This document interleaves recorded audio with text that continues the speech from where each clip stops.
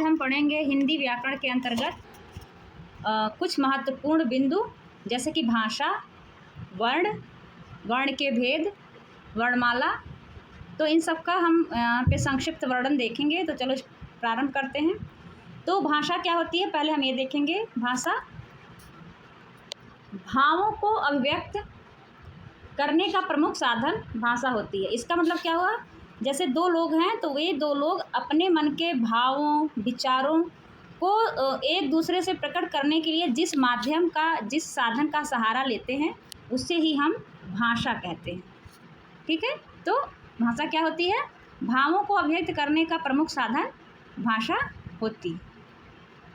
उसके बाद हम देखेंगे भाषा की सबसे छोटी इकाई को वर्ण या अक्षर कहते हैं। जैसे भाषा, कोई भी भाषा हो, उसकी सबसे छोटी इकाई, सबसे छोटी यूनिट जो होती है वह क्या होती है, वो वर्ण या अक्षर कहलाती है। वर्ण या अक्षर। अक्षर मतलब ये होता है जिसका क्षय ना हो, नष्ट ना हो ना, उसको हम अक्षर कहते हैं। वर्ण या अक्षर भाषा की मूल ध्वनियाँ होती हैं। तो इस प्रकार से हमने देखा कि भाषा क्या होती है। अब हम देखेंगे वर्ण। तो यहाँ पे आप देख सकते हैं वर्ण। वर्ण क्या होता है, अब ये हम देखेंगे। वह छोटी से छोटी ध्वनि जिसके और टुकड़े नहीं किए जा सकते, उसे वर्ण कहते हैं। जैसा कि हमने पीछे देखा, उससे वर्ण को ही हम अक्षर भी कहते हैं। अक्षर मतलब जिसका नाश ना हो, जिसका क्षर ना हो। तो वही यहाँ पे बताया जा रहा है वर्ण के लिए। वर्ण क्या है, वर्ण वह छोटी से छोटी ध्वनि है जिसके और टुकड़े नहीं किए जा सकते, उसे हम वर्ण कहते हैं। ठीक है। उच्चारण की दृष्टि से भाषा की सबसे छोटी इकाई ध्वनि। उच्चारण मतलब जो हम मुख से ध्वनि निकालते हैं। मुख से जब हम कुछ बोलते हैं तो बोलते समय जो सबसे छोटी इकाई होती है, जो सबसे स्मॉलेस्ट यूनिट होती है, सबसे छोटी इकाई, वो ध्वनि होती है मौखिक रूप से। और वही जब लिखित रूप से हम देखते हैं, लिखित दृष्टि से देखें तो लेखन की दृष्टि से भाषा की सबसे छोटी इकाई क्या होती है, वर्ण। समझ में आ रहा है, फिर से समझते हैं। उच्चारण की दृष्टि से भाषा की सबसे छोटी इकाई को हम ध्वनि कहते हैं, और लेखन की दृष्टि से भाषा की सबसे छोटी इकाई वर्ण कहलाती है। जैसे हम कहते हैं ना, भाषा की सबसे छोटी से छोटी ध्वनि को हम वर्ण कहते हैं। तो ये जो वर्ण है वो लिखित रूप में वर्ण कहलाएगी और मौखिक रूप में ध्वनि कहलाएगी। अब आपको समझ में आ गया होगा। चलिए नेक्स्ट देखते हैं। हाँ, यहाँ पे हम देखेंगे वर्णमाला। वर्णमाला, हिंदी व्याकरण को पढ़ते समय सबसे पहले हम वर्णमाला ही देखते हैं।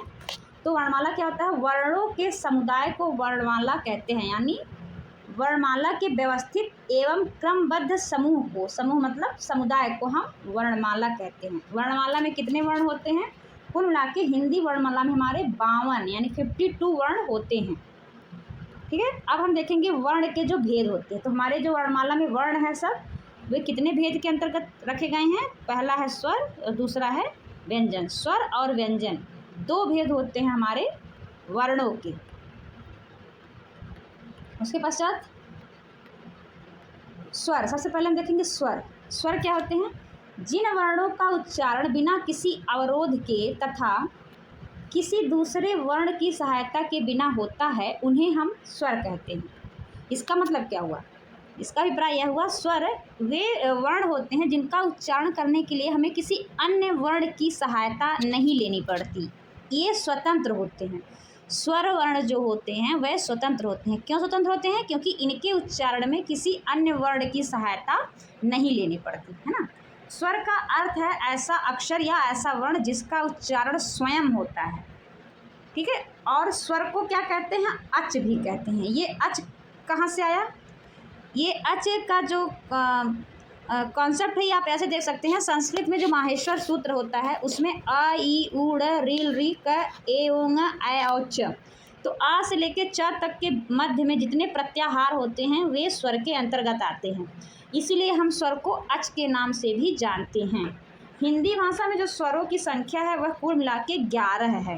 हिंदी भाषा में कितने स्वर हैं, कुल मिला के 11 स्वर हैं। कौन कौन से देखते हैं, अ, आ, ई, उ, ऊ, री, ए, ऐ, ओ, औ। तो इस प्रकार से हमारे कुल मिला के 11 स्वर होते हैं हिंदी भाषा के अंतर्गत। जैसा कि अब यहाँ पे हम देखेंगे स्वरों के भेद। स्वर तो आपको पता ही चल गया, स्वर कितने होते हैं, 11 होते हैं। अब यहाँ पे स्वरों के भेद किए गए हैं। स्वर के कितने भेद बताए गए हैं, पहला है ह्रस्व स्वर, दूसरा है दीर्घ स्वर और तीसरा है प्लुत स्वर। ह्रस्व स्वर मतलब छोटा स्वर जिसके उच्चारण में हमें कम से कम समय लगता है ना। और दीर्घ स्वर क्या होता है? दीर्घ स्वर वो स्वर होते हैं जिनके उच्चारण में हमें ह्रस्व स्वर से 2 गुना अधिक समय लगता है, उसे हम दीर्घ स्वर कहते हैं। और आखिरी हमारा आता है प्लुत स्वर। प्लुत स्वर में दीर्घ स्वर से भी ज़्यादा समय लगता है ना, इसे हम प्लुत स्वर कहते हैं। जैसे ओम, तो यहाँ पे हमें ओम के बाद स्वर को ज़्यादा खींचना पड़ रहा है, तो इसे हम समय देना पड़ रहा है ओ के बाद। ओम देखिए यहाँ पे 3 लिखा है, यानी मतलब ह्रस्व स्वर का 3 गुना समय देना पड़ता है, इसलिए यहाँ पे हम इसे प्लुत स्वर कहते हैं। आगे देखते हैं, ये देखिए यहाँ पे समझाया गया है बढ़िया तरीके से। ह्रस्व स्वर, इनके उच्चारण में केवल 1 मात्रा का समय लगता है ना, मतलब कम समय लगता है। इनको मूल स्वर भी कहते हैं। मूल स्वर मतलब यही मूल है। अब इसी का 2 गुना लगा तो दीर्घ हो गया, 3 गुना लगा तो प्लुत हो गया, इसलिए इसको मूल स्वर के नाम से भी जाना जाता है। इनके उच्चारण में कम ताकत लगती है, कम समय लगता है। ह्रस्व स्वरों की जो संख्या होती है वो कुल होती है 4, अ, ई, उ, री, ठीक, ये 4 होते हैं संख्या में। उसके बाद हम देखेंगे दीर्घ स्वर। दीर्घ स्वर क्या है? इन स्वरों के उच्चारण में ह्रस्व स्वर से 2 गुना यानी 2 मात्राओं का समय लगता है, इसे हम ह्रस्व स्वर कहते हैं। इनकी कुल संख्या कितनी होती है? 7। कौन कौन सी? आ, ई, उ, ए, ऐ, ओ, औ, ठीक, ये हमारे दीर्घ स्वर हैं। अच्छा, इनमें जो आखिरी के जो 4 हैं ये संयुक्त स्वर हैं। संयुक्त मतलब 2 स्वरों के मेल से बना। जैसे अगर आप इसका उच्चारण करेंगे ए, तो इसे एक फिर से बना है, यानी कि अ, ई, ऐ, है ना, अ, ई, ऐ। और यहाँ पे ऐ, आए, आए, बोलने से ही समझ में आ रहा है आए संयुक्त है। इसी प्रकार से अ, उ, ओ, आ, ओ, औ, ठीक। तो ये इसीलिए हम इसको, इन आखिरी के जो 4 हैं इसे हम संयुक्त स्वर या मिश्र या संधि स्वर के नाम से भी जानते हैं। अब हम देखते हैं प्लुत स्वर। प्लुत स्वर क्या होते हैं? जैसा कि हमने बताया कि इसमें ह्रस्व स्वर से 3 गुना अधिक समय लगता है, दीर्घ स्वर से भी ज़्यादा समय लगता है। इनके उच्चारण में 2 से अधिक मात्राओं का समय लगता है। जब किसी को दूर से पुकारते हैं तो अंतिम स्वर लंबा कर देते हैं ना, खींचकर। जैसे किसी को अगर बुलाते हैं हे राम या फिर ओम, ऐसे उच्चारण करते हैं तो हमें अधिक देर समय तक मात्राओं को खींचना पड़ता है, इसलिए इसको हम प्लुत स्वर कहते हैं। ओम, ओम, प्लुत स्वर, ठीक है। आगे देखते हैं, यहाँ पे आप देख सकते हैं स्वर का चार्ट बना हुआ है बहुत अच्छे तरीके से आपको समझने के लिए। जैसे स्वर हैं, स्वर के 3 भेद हैं। इन तीनों भेदों के अंतर्गत कौन कौन से हमारे वर्ण आते हैं स्वर वर्ण के, ये यहाँ पे बताया गया है। और कुल संख्या कितनी है? 11। अब आप देखते हैं, जब आप स्वर पढ़ते हैं अ, आ, ई, उ, री, ए, ऐ, ओ, औ, तो यहाँ आपको अंग और आहा, ये 2 चीज़ें और देखते हैं। तो इसको संयुक्त रूप से अयोगवाह कहा जाता है। किसको? अंग को और आहा को, इसे हम संयुक्त रूप से अयोगवाह कहते हैं। अंग को हम अनुस्वार कहते हैं और आहा को हम विसर्ग कहते हैं। अनुस्वार क्या होता है? स्वर के बाद बोला जाने वाला हलंत ध्वनि अर्ध ध्वनि अनुस्वार कहलाता है, जैसे चंद, चल, दंत, कंठ, छंद आदि। फिर आता है विसर्ग। विसर्ग का प्रयोग किसी स्वर के बाद में होता है और इसका उच्चारण ह, सुनिए, हरि ह बोलेंगे इसको, प्रातः, अतः। तो इसको हम अनुस्वार और विसर्ग कहते हैं। किसको? अंग और आहा को। अब हम देखेंगे व्यंजन। ये क्या है? हमारे वर्ण का दूसरा भेद है, जो कि है व्यंजन। व्यंजन क्या होता है अब हमें देखेंगे। स्वरों की सहायता से बोले जाने वाले वर्णों को व्यंजन कहते हैं। देखिए, ये इनके उच्चारण में हमें किसकी सहायता लेनी पड़ेगी? स्वरों की, है ना। स्वर के सहायता के बिना हम व्यंजन का उच्चारण नहीं कर सकते। तो स्वरों की सहायता से बोले जाने वाले जो वर्ण होते हैं वे व्यंजन की श्रेणी में आते हैं, उसे हम व्यंजन कहते हैं। जिन वर्णों का उच्चारण दूसरे वर्ण यानी स्वर की सहायता से किया जाता है उन्हें हम व्यंजन कहते हैं। दोनों तरीके से आप देख सकते हैं। इनकी कुल संख्या जो हमारी है वो कितनी है? 33 यानी 33 है। आगे देखते हैं इसको और अच्छे से। यहाँ पे देखिए व्यंजन का जो है वर्गीकरण किया गया। व्यंजनों उच्चारण की विविधता के आधार पर व्यंजनों के 3 भेद किए गए हैं। कहीं कहीं आपको 4 या 5 भेद भी देखते हैं, दिखाई पड़ते हैं। आप मुख्य रूप से हम 3 भेद देखेंगे। कौन कौन से हैं? पहला आता है हमारा स्पर्श व्यंजन, फिर आता है हमारा अंतःस्थ व्यंजन, उसके बाद आता है हमारा ऊष्म व्यंजन। स्पर्श व्यंजन, स्पर्श मतलब होता है स्पर्श करना, छूना। मुख उच्चारण करते समय हमारे मुख में जो जिह्वा है वो मुख के अलग अलग हिस्से को स्पर्श करती है, उसी आधार पे इस भेद का नाम पड़ गया है स्पर्श व्यंजन। ठीक, इसमें क्या होता है, इसमें का से लेके माँ तक के जो वर्ण आते हैं वे रखे गए हैं। का से माँ मतलब क ख ग घ अंगा, च छ ज झ ञ, ट ठ ड ढ ड़, त थ द ध न, प फ ब भ म। इस प्रकार से आप क्या देख रहे हैं, का से लेके माँ तक जो वर्ण हैं वे सब मिला के स्पर्श व्यंजन के अंतर्गत आते हैं। उसके पश्चात हम देखेंगे अंतःस्थ व्यंजन। अंतःस्थ व्यंजन क्या होते हैं, य र ल व, ये कुल 4 होते हैं। उसके बाद हमारा है ऊष्म व्यंजन। ऊष्म व्यंजन में श, श, स, ह, ये भी संख्या में 4 होते हैं। देख रहे हैं, और अच्छे से देखते हैं इसको आगे। देखिए यहाँ पे स्पर्श व्यंजन क्या होता है, जिन व्यंजनों की चरण में जिह्वा मुख के किसी भाग को स्पर्श करती है, मतलब छूती है, तथा वायु कुछ क्षण रुककर झटके के साथ बाहर निकलती है, उसे हम स्पर्श व्यंजन कहते हैं। इनकी कुल संख्या 5 होती है। अच्छा, एक चीज़ और देखिए बच्चों, यहाँ पे जो का से लेके माँ तक के जो वर्ण हैं इन्हें 5 वर्गों में रखा गया। 5 वर्गों के अंतर्गत ये आते हैं। इसको समझ लीजिए आप, 5 वर्ग यानी 5 परिवार हैं और ये उनके सदस्य हैं, है ना, ऐसे समझ सकते हैं आप। का से लेके माँ तक के जो हमारे वर्ण हैं वो स्पर्श व्यंजन के अंतर्गत आते हैं। ये 5 वर्गों में रखे गए हैं। का वर्ग के अंतर्गत कौन कौन से वर्ण आते हैं, क ख ग घ अंगा। इसी प्रकार से च वर्ग के अंतर्गत आप देख सकते हैं। टा वर्ग के अंतर्गत देखिए ता वर्ग में, और ये पा वर्ग में। मतलब 5 वर्गों के अंतर्गत 5 वर्ण रखे हैं, यानी टोटल संख्या हमारी कितनी होती है, 25 25 वर्ण हमारे आते हैं किसमें, स्वर व्यंजन के अंतर्गत। नेक्स्ट देखते हैं हम अंतःस्थ व्यंजन। जिन वर्णों का उच्चारण करने के लिए वायु को थोड़ा रोक कर कम शक्ति के साथ छोड़ा जाता है उन्हें अंतःस्थ कहते हैं। इनको यड़ भी कहा जाता है। ठीक, यह स्वर और व्यंजन के मध्य स्थित है, मतलब ये पूर्ण रूप से ना स्वर है ना ही पूर्ण रूप से व्यंजन है। ये मतलब दोनों के मध्य में आते हैं, इसीलिए इसको हम अंतःस्थ व्यंजन के नाम से जानते हैं। ये है कौन से, य र ल व, इनकी कुल संख्या है 4। उसके बाद हम देखेंगे ऊष्म व्यंजन। ऊष्म व्यंजन क्या है, जिन वर्णों का उच्चारण करने के लिए वायु को धीरे धीरे रोककर रगड़ के साथ निकाल दिया जाता है उन्हें ऊष्म व्यंजन या घर्षक कहते हैं। मतलब इसको उच्चारण करने के लिए हमारे मुख से ऊष्मा निकलती है, जो कि रगड़ के साथ, जिह्वा के सहायता से रगड़ के साथ ये जो वर्ण है वो मुख से निकलते हैं। ये संख्या में 4 हैं। देखिए श, स, ह। ठीक, उसके पश्चात हम देखेंगे संयुक्त व्यंजन। संयुक्त व्यंजन जैसा कि मैंने आपको बताया था कि ये भी कहीं कहीं भेद के अंतर्गत आता है। ये 2 व्यंजनों के मेल से बनते हैं। ये कौन कौन से हैं, 2 अलग अलग व्यंजनों के योग से बने व्यंजन को संयुक्त व्यंजन कहते हैं। संयुक्त मतलब 2 के मेल से बने हैं। इनकी संख्या 4 है, क्ष, त्र, ज्ञ, श्र। तो क्ष का मेल किससे हुआ है, ये मतलब हलंत का का है, ये व्यंजन है। देखिए इसमें स्वर नहीं लगा है, ये व्यंजन है। और ये हमारा षटकोण का श। इसी प्रकार से त्र किस योग से बना है, तो व्यंजन का ता है, देखिए पहले हलंत लगा है, और र। इसी प्रकार ज्ञा बना है ज और यहाँ के मेल से, श्र बना है श और र के मेल से।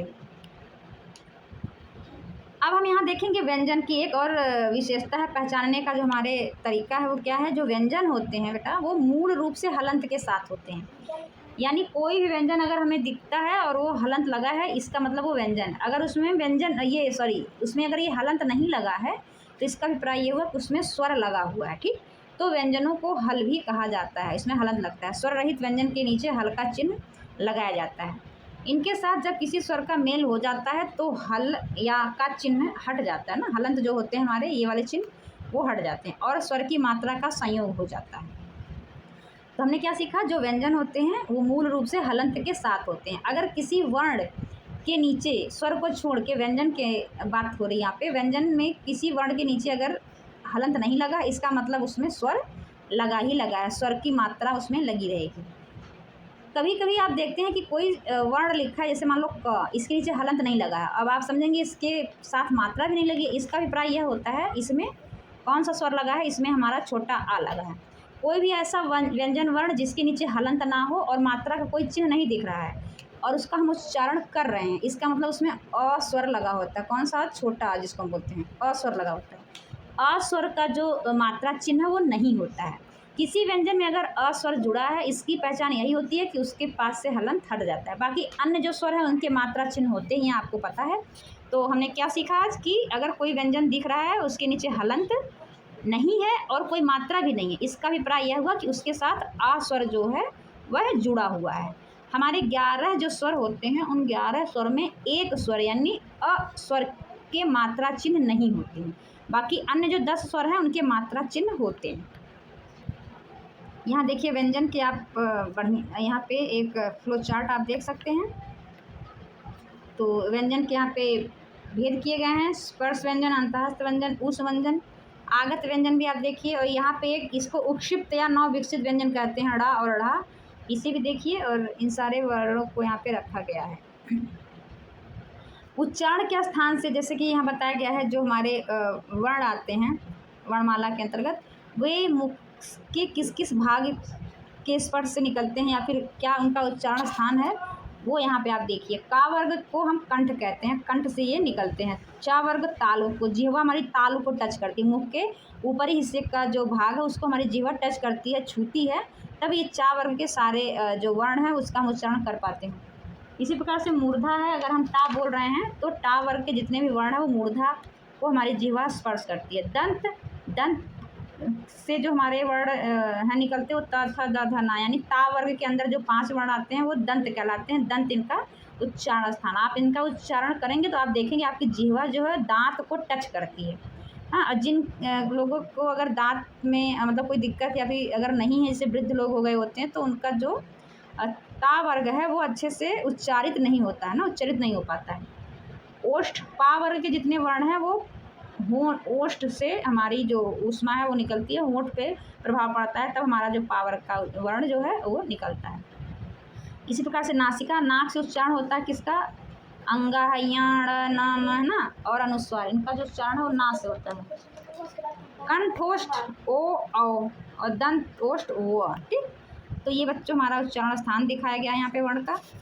अब मुझे आशा है कि आप सबको आज की क्लास समझ में आई होगी। अगर आपकी कोई समस्या है, कोई व्याकरण से लेकर कोई दिक्कत है, तो आप कमेंट सेक्शन में जाके बता सकते हैं, मैं उसके निवारण का पूरा प्रयास करूँगी। धन्यवाद। तो आज हम पढ़ेंगे हिंदी व्याकरण के अंतर्गत कुछ महत्वपूर्ण बिंदु, जैसे कि भाषा, वर्ण, वर्ण के भेद, वर्णमाला।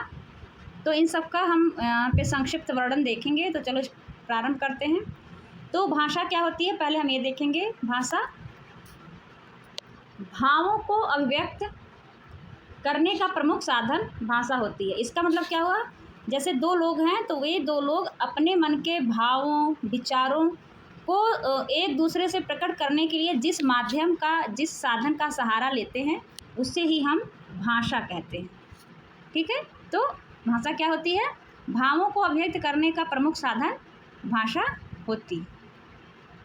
उसके बाद हम देखेंगे भाषा की सबसे छोटी इकाई को वर्ण या अक्षर कहते हैं। जैसे भाषा है, कोई भी भाषा हो, उसकी सबसे छोटी इकाई, सबसे छोटी यूनिट जो होती है वह क्या होती है? वो वर्ण या अक्षर कहलाती है। वर्ण या अक्षर। अक्षर मतलब ये होता है जिसका क्षय ना हो, नष्ट ना हो ना, उसको हम अक्षर कहते हैं। वर्ण या अक्षर भाषा की मूल ध्वनियाँ होती हैं। तो इस प्रकार से हमने देखा कि भाषा क्या होती है। अब हम देखेंगे वर्ण। तो यहाँ पे आप देख सकते हैं वर्ण। वर्ण क्या होता है, अब ये हम देखेंगे। वह छोटी से छोटी ध्वनि जिसके और टुकड़े नहीं किए जा सकते, उसे वर्ण कहते हैं। जैसा कि मैंने पीछे देखा, उससे वर्ण को ही हम अक्षर भी कहते हैं। अक्षर मतलब जिसका नाश ना हो, जिसका क्षर ना हो। तो वही यहाँ पे बताया जा रहा है वर्ण के लिए। वर्ण क्या है? वर्ण वह छोटी से छोटी ध्वनि है जिसके और टुकड़े नहीं किए जा सकते, उसे हम वर्ण कहते हैं। ठीक है। उच्चारण की दृष्टि से भाषा की सबसे छोटी इकाई ध्वनि। उच्चारण मतलब जो हम मुख से ध्वनि निकालते हैं, मुख से जब हम कुछ बोलते हैं तो बोलते समय जो सबसे छोटी इकाई होती है, जो सबसे स्मॉलेस्ट यूनिट होती है, सबसे छोटी इकाई, वो ध्वनि होती है मौखिक रूप से।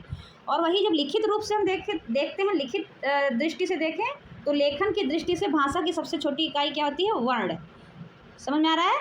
फिर से समझते हैं। उच्चारण की दृष्टि से भाषा की सबसे छोटी इकाई को हम ध्वनि कहते हैं और लेखन की दृष्टि से भाषा की सबसे छोटी इकाई वर्ण कहलाती है।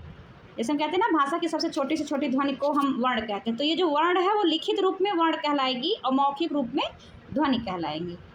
अब आपको समझ में आ गया होगा। चलिए नेक्स्ट देखते हैं। हाँ, यहाँ पे हम देखेंगे वर्णमाला। वर्णमाला, हिंदी व्याकरण को पढ़ते समय सबसे पहले हम वर्णमाला ही देखते हैं। तो वर्णमाला क्या होता है? वर्णों के समुदाय को वर्णमाला कहते हैं, यानी वर्णमाला के व्यवस्थित एवं क्रमबद्ध समूह को, समूह मतलब समुदाय को हम वर्णमाला कहते हैं। वर्णमाला में कितने वर्ण होते हैं? कुल मिला के हिंदी वर्णमाला में हमारे 52 यानी 52 वर्ण होते हैं। ठीक है, अब हम देखेंगे वर्ण के जो भेद होते हैं। तो हमारे जो वर्णमाला में वर्ण है सब, वे कितने भेद के अंतर्गत रखे गए हैं? पहला है स्वर और दूसरा है व्यंजन। स्वर और व्यंजन 2 भेद होते हैं हमारे वर्णों के। उसके पश्चात स्वर। सबसे पहले हम देखेंगे स्वर। स्वर क्या होते हैं? जिन वर्णों का उच्चारण बिना किसी अवरोध के तथा किसी दूसरे वर्ण की सहायता के बिना होता है, उन्हें हम स्वर कहते हैं। इसका मतलब क्या हुआ? इसका अभिप्राय यह हुआ, स्वर वे वर्ण होते हैं जिनका उच्चारण करने के लिए हमें किसी अन्य वर्ण की सहायता नहीं लेनी पड़ती। ये स्वतंत्र होते हैं। स्वर वर्ण जो होते हैं वह स्वतंत्र होते हैं। क्यों स्वतंत्र होते हैं? क्योंकि इनके उच्चारण में किसी अन्य वर्ण की सहायता नहीं लेनी पड़ती, है ना। स्वर का अर्थ है ऐसा अक्षर या ऐसा वर्ण जिसका उच्चारण स्वयं होता है। ठीक है, और स्वर को क्या कहते हैं? अच भी कहते हैं। ये अच कहाँ से आया?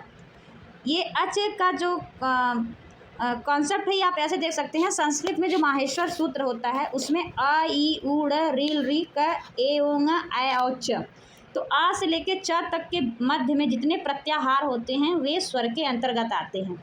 इसीलिए हम स्वर को अच के नाम से भी जानते हैं। हिंदी भाषा में जो स्वरों की संख्या है वह कुल मिला के 11 है। हिंदी भाषा में कितने स्वर हैं? कुल मिला के 11 स्वर हैं। कौन कौन से देखते हैं? अ, आ, ई, उ, री, ए, ऐ, ओ, औ। तो इस प्रकार से हमारे कुल मिला के 11 स्वर होते हैं हिंदी भाषा के अंतर्गत। जैसा कि अब यहाँ पे हम देखेंगे स्वरों के भेद। स्वर तो आपको पता ही चल गया, स्वर कितने होते हैं? 11 होते हैं। अब यहाँ पे स्वरों के भेद किए गए हैं। स्वर के कितने भेद बताए गए हैं? पहला है ह्रस्व स्वर, दूसरा है दीर्घ स्वर और तीसरा है प्लुत स्वर। ह्रस्व स्वर मतलब छोटा स्वर, जिसके उच्चारण में हमें कम से कम समय लगता है ना। और दीर्घ स्वर क्या होता है? दीर्घ स्वर वो स्वर होते हैं जिनके उच्चारण में हमें ह्रस्व स्वर से 2 गुना अधिक समय लगता है, उसे हम दीर्घ स्वर कहते हैं। और आखिरी हमारा आता है प्लुत स्वर। प्लुत स्वर में दीर्घ स्वर से भी ज़्यादा समय लगता है ना, इसे हम प्लुत स्वर कहते हैं। जैसे ओम, तो यहाँ पे हमें ओम के बाद स्वर को ज़्यादा खींचना पड़ रहा है, तो इसे हम समय देना पड़ रहा है। ओ के बाद ओम, देखिए यहाँ पे 3 लिखा है, यानी मतलब ह्रस्व स्वर का 3 गुना समय देना पड़ता है, इसलिए यहाँ पे हम इसे प्लुत स्वर कहते हैं। आगे देखते हैं। ये देखिए यहाँ पे समझाया गया है बढ़िया तरीके से। ह्रस्व स्वर, इनके उच्चारण में केवल 1 मात्रा का समय लगता है ना, मतलब कम समय लगता है। इनको मूल स्वर भी कहते हैं। मूल स्वर मतलब यही मूल है। अब इसी का 2 गुना लगा तो दीर्घ हो गया, 3 गुना लगा तो प्लुत हो गया, इसलिए इसको मूल स्वर के नाम से भी जाना जाता है। इनके उच्चारण में कम ताकत लगती है, कम समय लगता है। ह्रस्व स्वरों की जो संख्या होती है वो कुल होती है 4। अ, ई, उ, री, ठीक, ये 4 होते हैं संख्या में। उसके बाद हम देखेंगे दीर्घ स्वर। दीर्घ स्वर क्या है? इन स्वरों के उच्चारण में ह्रस्व स्वर से 2 गुना यानी 2 मात्राओं का समय लगता है, इसे हम ह्रस्व स्वर कहते हैं। इनकी कुल संख्या कितनी होती है? 7। कौन कौन सी? आ, ई, उ, ए, ऐ, ओ, औ, ठीक, ये हमारे दीर्घ स्वर हैं। अच्छा, इनमें जो आखिरी के जो 4 हैं ये संयुक्त स्वर हैं। संयुक्त मतलब 2 स्वरों के मेल से बना। जैसे अगर आप इसका उच्चारण करेंगे ए, तो इससे एक किससे बना है? यहाँ देखिए अ, ई, ऐ, है ना, अ, ई, ऐ, और यहाँ पे ऐ, आए, आए, बोलने से ही समझ में आ रहा है ऐ संयुक्त है। इसी प्रकार से अ, उ, ओ, आ, ओ, औ, ठीक। तो ये इसीलिए हम इसको इन आखिरी के जो 4 हैं इसे हम संयुक्त स्वर या मिश्र या संधि स्वर के नाम से भी जानते हैं। अब हम देखते हैं प्लुत स्वर। प्लुत स्वर क्या होते हैं? जैसा कि हमने बताया कि इसमें ह्रस्व स्वर से 3 गुना अधिक समय लगता है, दीर्घ स्वर से भी ज़्यादा समय लगता है। इनके उच्चारण में 2 से अधिक मात्राओं का समय लगता है। जब किसी को दूर से पुकारते हैं तो अंतिम स्वर लंबा कर देते हैं ना, खींचकर। जैसे किसी को अगर बुलाते हैं हे राम या फिर ओम, ऐसे उच्चारण करते हैं तो हमें अधिक देर समय तक मात्राओं को खींचना पड़ता है, इसलिए इसको हम प्लुत स्वर कहते हैं। ओम ओम प्लुत स्वर है। ठीक है, आगे देखते हैं। यहाँ पे आप देख सकते हैं स्वर का चार्ट बना हुआ है बहुत अच्छे तरीके से आपको समझने के लिए। जैसे स्वर हैं, स्वर के 3 भेद हैं। इन तीनों भेदों के अंतर्गत कौन कौन से हमारे वर्ण आते हैं स्वर वर्ण के, ये यहाँ पे बताया गया है। और कुल संख्या कितनी है? 11। अब आप देखते हैं जब आप स्वर पढ़ते हैं अ आ ई उ री ए ऐ ओ औ, तो यहाँ आपको अंग और आहा ये 2 चीज़ें और देखते हैं। तो इसको संयुक्त रूप से अयोगवाह कहा जाता है। किसको? अंग को और आहा को, इसे हम संयुक्त रूप से अयोगवाह कहते हैं। अंग को हम अनुस्वार कहते हैं और आहा को हम विसर्ग कहते हैं। अनुस्वार क्या होता है? स्वर के बाद बोला जाने वाला हलंत ध्वनि अर्धध्वनि अनुस्वार कहलाता है, जैसे चंद, चल, दंत, कंठ, छंद आदि। फिर आता है विसर्ग। विसर्ग का प्रयोग किसी स्वर के बाद में होता है और इसका उच्चारण ह, सुनिए, हरि ह बोलेंगे इसको, प्रातः, अतः। तो इसको हम अनुस्वार और विसर्ग कहते हैं। किसको? अंग और आहा को। अब हम देखेंगे व्यंजन। ये क्या है? हमारे वर्ण का दूसरा भेद है जो कि है व्यंजन। व्यंजन क्या होता है अब हमें देखेंगे। स्वरों की सहायता से बोले जाने वाले वर्णों को व्यंजन कहते हैं। देखिए, ये इनके उच्चारण में हमें किसकी सहायता लेनी पड़ेगी? स्वरों की, है ना। स्वर के सहायता के बिना हम व्यंजन का उच्चारण नहीं कर सकते। तो स्वरों की सहायता से बोले जाने वाले जो वर्ण होते हैं वे व्यंजन की श्रेणी में आते हैं, उसे हम व्यंजन कहते हैं। जिन वर्णों का उच्चारण दूसरे वर्ण यानी स्वर की सहायता से किया जाता है उन्हें हम व्यंजन कहते हैं। दोनों तरीके से आप देख सकते हैं। इनकी कुल संख्या जो हमारी है वो कितनी है? 33 यानी 33 है। आगे देखते हैं इसको और अच्छे से। यहाँ पे देखिए व्यंजन का जो है वर्गीकरण किया गया। व्यंजनों उच्चारण की विविधता के आधार पर व्यंजनों के 3 भेद किए गए हैं। कहीं कहीं आपको 4 या 5 भेद भी देखते हैं दिखाई पड़ते हैं। आप मुख्य रूप से हम 3 भेद देखेंगे। कौन कौन से हैं? पहला आता है हमारा स्पर्श व्यंजन, फिर आता है हमारा अंतःस्थ व्यंजन, उसके बाद आता है हमारा ऊष्म व्यंजन। स्पर्श व्यंजन, स्पर्श मतलब होता है स्पर्श करना, छूना। मुख उच्चारण करते समय हमारे मुख में जो जिह्वा है वो मुख के अलग अलग हिस्से को स्पर्श करती है। उसी आधार पे इस भेद का नाम पड़ गया है स्पर्श व्यंजन। ठीक, इसमें क्या होता है? इसमें का से लेके माँ तक के जो वर्ण आते हैं वे रखे गए हैं। का से माँ मतलब क ख ग घ अंगा, च छ ज झ ञ, ट ठ ड ढ ड़, त थ द ध न, प फ ब भ म। इस प्रकार से आप क्या देख रहे हैं? का से लेके माँ तक जो वर्ण हैं वे सब मिला के स्पर्श व्यंजन के अंतर्गत आते हैं। उसके पश्चात हम देखेंगे अंतःस्थ व्यंजन। अंतःस्थ व्यंजन क्या होते हैं? य, र, ल, व, ये कुल 4 होते हैं। उसके बाद हमारा है ऊष्म व्यंजन। ऊष्म व्यंजन में श, स, स, ह, ये भी संख्या में 4 होते हैं। देख रहे हैं? और अच्छे से देखते हैं इसको आगे। देखिए यहाँ पे स्पर्श व्यंजन क्या होता है? जिन व्यंजनों की उच्चारण में जिह्वा मुख के किसी भाग को स्पर्श करती है, मतलब छूती है, तथा वायु कुछ क्षण रुककर झटके के साथ बाहर निकलती है, उसे हम स्पर्श व्यंजन कहते हैं। इनकी कुल संख्या 5 होती है। अच्छा, एक चीज़ और देखिए बच्चों, यहाँ पे जो का से लेके माँ तक के जो वर्ण हैं इन्हें 5 वर्गों में रखा गया। 5 वर्गों के अंतर्गत ये आते हैं। इसको समझ लीजिए आप, 5 वर्ग यानी 5 परिवार हैं और ये उनके सदस्य हैं, है ना, ऐसे समझ सकते हैं आप। का से लेके माँ तक के जो हमारे वर्ण हैं वो स्पर्श व्यंजन के अंतर्गत आते हैं। ये 5 वर्गों में रखे गए हैं। का वर्ग के अंतर्गत कौन कौन से वर्ण आते हैं? क, ख, ग, घ, अंगा। इसी प्रकार से च वर्ग के अंतर्गत आप देख सकते हैं। टा वर्ग के अंतर्गत देखिए ता वर्ग में, और ये पा वर्ग में।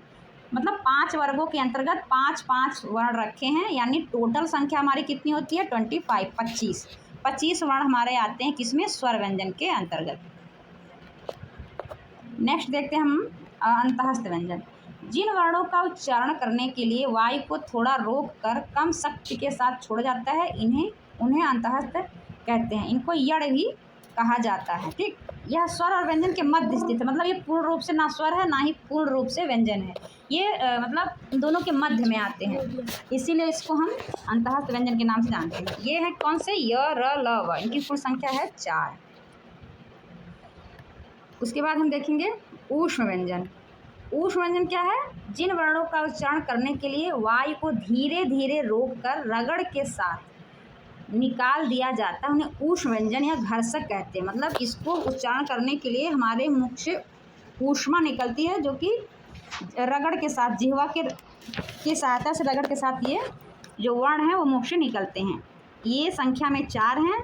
देखिए श, स, ह। ठीक, उसके पश्चात हम देखेंगे संयुक्त व्यंजन।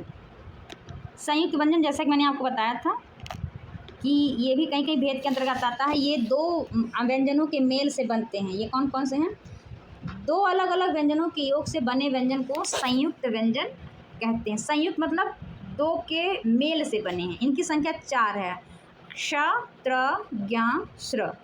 तो श का मेल किससे हुआ है, ये मतलब हलंत का का है, ये व्यंजन है। देखिए इसमें स्वर नहीं लगा है, ये व्यंजन है। और ये हमारा षटकोण का श। इसी प्रकार से त्र किस योग से बना है, तो व्यंजन का ता है, देखिए पहले हलंत लगा है, और र। इसी प्रकार ज्ञा बना है ज और यहाँ के मेल से, श्र बना है श और र के मेल से। अब हम यहाँ देखेंगे व्यंजन की एक और विशेषता है पहचानने का जो हमारे तरीका है वो क्या है। जो व्यंजन होते हैं बेटा वो मूल रूप से हलंत के साथ होते हैं, यानी कोई भी व्यंजन अगर हमें दिखता है और वो हलंत लगा है, इसका मतलब वो व्यंजन। अगर उसमें उसमें अगर ये हलंत नहीं लगा है तो इसका अभिप्राय ये हुआ कि उसमें स्वर लगा हुआ है। ठीक, तो व्यंजनों को हल भी कहा जाता है, इसमें हलंत लगता है। स्वर रहित व्यंजन के नीचे हल का चिन्ह लगाया जाता है। इनके साथ जब किसी स्वर का मेल हो जाता है तो हल या का चिन्ह हट जाता है ना, हलंत जो होते हैं हमारे ये वाले चिन्ह वो हट जाते हैं और स्वर की मात्रा का संयोग हो जाता है।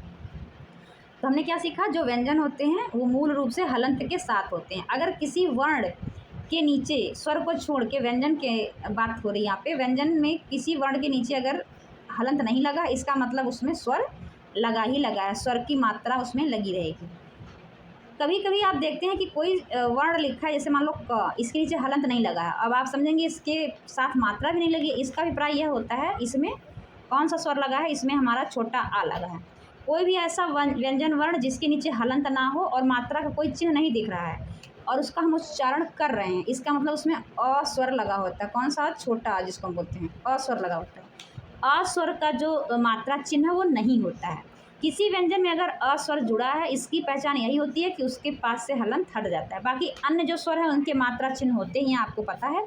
तो हमने क्या सीखा आज कि अगर कोई व्यंजन दिख रहा है उसके नीचे हलंत नहीं है और कोई मात्रा भी नहीं है, इसका अभिप्राय यह हुआ कि उसके साथ आ स्वर जो है वह जुड़ा हुआ है।